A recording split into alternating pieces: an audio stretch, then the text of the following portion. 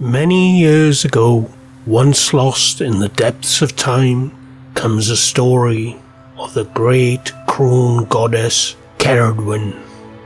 Cerridwen had 2 children, a beautiful daughter, Cerridwen, who was joyous, fair and light, and a son, Cauldron, who was hideously ugly, dark and malevolent. Cerridwen wanted to help her son and thought to make him wise in compensation. She walked the forests and the woods gathering up her secret ingredients, and when done, she brewed them into a potion in her great magical cauldron. The potion needed to be brewed for a year and a day, and when complete, the first 3 drops would instow upon the drinker the virtues of wisdom and poetic inspiration. The remainder of the potion, though a deadly poison. She placed Morda, a blind man, to tend the fire beneath the cauldron, and the young Gwion Bach was assigned the task of stirring the potion. One day, while Gwion was stirring the cauldron, 3 hot drops spilled out and landed on Gwion's thumb. He immediately put his thumb into his mouth to cool the burning sensation, and unintentionally consumed the 3 magical drops that bestowed upon him the virtues of foresight, wisdom and inspiration. Knowing Ceridwen would be furious, Gwion fled away. But Ceridwen knew what he had done, and she pursued him in quick flight. Gwion, using his new magical gift, transformed himself into a fast-leaping hare. Cerridwen took the form of a greyhound so she could outrun the hare. Gwion realised he was done for unless he thought quickly, and while running alongside the river, jumped in and turned himself into a fish. Cerridwen, right on his tail, transformed into an otter, pursuing Gwion and getting closer by the second.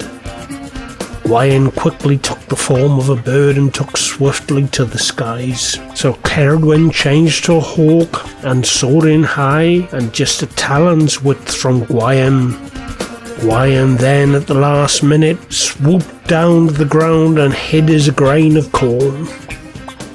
But Cerridwen had seen what Gwion had done, and she turned herself into a hen and swallowed up young Gwion. Immediately, she knew this was a mistake, and Gwion took seed in her belly. Cerridwen soon became pregnant, and she knew it was Gwion. She determined that she would kill the child as soon as it was born. But when the time came, and the child was born, he was so beautiful and perfect that she did not have the heart to kill him.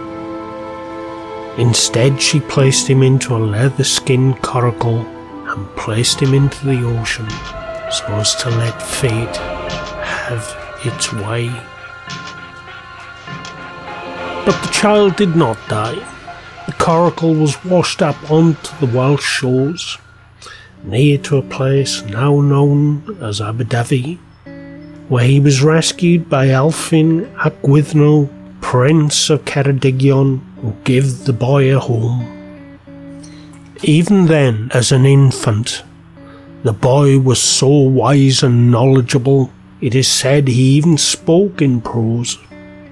As the years progressed, he became a great seer and bard and was considered to be the wisest man that had and will ever be born into the land.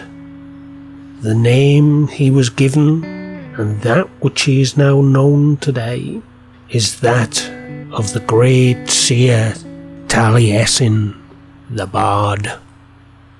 And so ends the story of Cerridwen, the Cauldron, and Gwion Bach.